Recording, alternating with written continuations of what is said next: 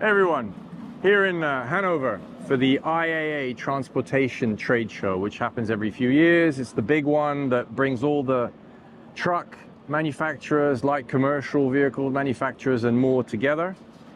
And this year the big theme is going electric, powertrains, electric powertrains and fuel cell electric, which way you'll go. But basically everyone's talking about sustainability.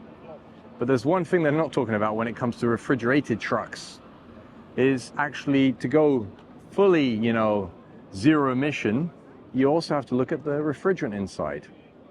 And this is what we're going to talk about now. This guy here, Dominik, is the CTO of an Austrian company, a startup called PBX. You need to check them out on the internet. And they are the first really to bring, or to solve this problem, right? To provide a propane-based system for light commercial vehicle deliveries, like this truck behind us here, that are pure electric. So, Dominik, tell us a little bit about this Ecos M24, which is your first product to market. Exactly, it's our first product that is commercially available. It's our Ecos M24 device. It is the first system for light commercial vehicles that is operating or is run with a natural refrigerant, right? So it's operating with propane as a refrigerant. And by that, it's the first that is utilizing these kind of refrigerants in the light commercial area. We have a fully electric car, fully electric refrigeration system, and the compressor, you've got variable speed compressor? It's a variable speed compressor, exactly. This allows us to design a very efficient system, because we are very efficient in part load. And this is one of the reasons we are using the kind of compressors, is because we are designing the system to be a perfect fit for electric cars, right? It's not enough to do it sustainable, which we are, because we have an insignificant CO2 footprint with our system, and it's PFAS free.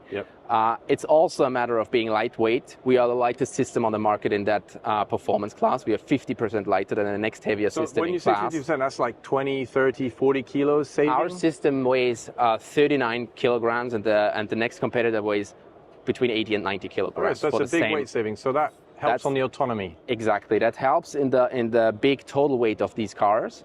By reducing the weight of the refrigeration system, we can increase the payload, and this is direct money for our customers. Okay. So it's an added benefit from our system in that point. So what's the particular design that you've got for this propane system here? Tell us a little bit about the secondary loop. We have an indirect system. So in order to keep the refrigerant from entering the cargo space and generating possibly explosive atmospheres within the cargo space, we have a secondary loop system. So all of the refrigerant carrying lines are comprised in that outer unit, preventing refrigerant from entering the inside. And still, the risk analysis shows that this system is well within the state of the Technic, and within the security or safety boundaries that we have for our system. Okay.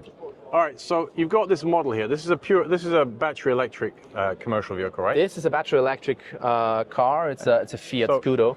All right. And so who are these guys, Petit Forestier? Petit Forestier is the biggest rental company in Europe. So they have the biggest fleet of light commercial vehicles for rent. So this is a great prototype for you, right? This is a great thing for you to test with them. They approached us first of all, of course, for the refrigerant.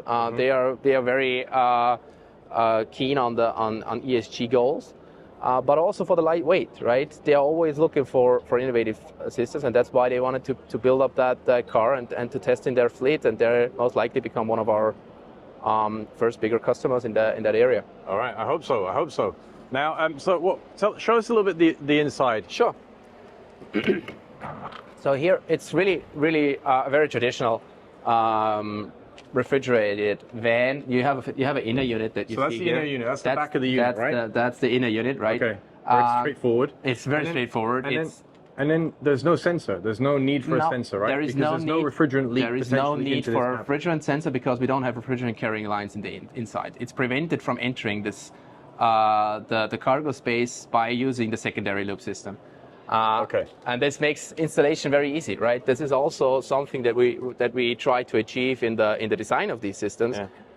Is that we make it as easy as possible for the bodybuilder to set up these systems. And with a trained bodybuilder, By bodybuilder, you mean the one that is company. building the boxes. Not Arnold Schwarzenegger, another famous Austrian, right? Maybe one day you'll be as famous as Arnold. Yes. But like, you know, for now, so the bodybuilder is like basically this part here, right? This back part of the van.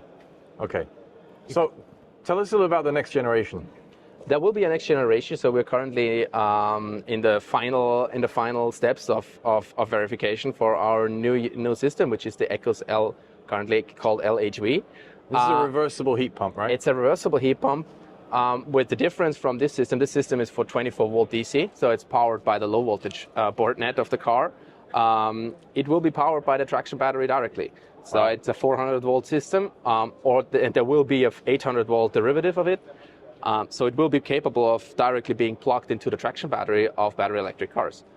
So then the performance will be really important there. The performance is key. For both heating and cooling in all ambience, right? And especially the efficiency of these systems is key. And that's also why we decided for a heat pump system, because we see, especially with battery electric cars, the range problem mostly occur in cold ambient temperatures. When the car needs to be heated, especially the cabin, the battery has low temperature, therefore low capacity, and there we want to reduce our energy intake of the refrigeration system by using a reversible heat pump. Right? Everything is here. Every part you need for the heat pump is here. All you have to do is to make it reversible, and then you can do it like your heat pump at home, where you can also cool and heat with the same device. Right? Yeah. So it's pretty similar to what you have at home. All right. Well, look, Dominik, I wish you the best of luck. Right? Because it's great that we have small companies like yours, a startup. You're in startup mode. Absolutely. But with great vision and ambition, and definitely, just as we were recording this video, we had a few competitors of PBX snooping around and checking out the tech. So you've definitely been noticed. Yes. So good luck with all that. For sure. Okay? That's in the fair always. Yeah, absolutely. Thanks.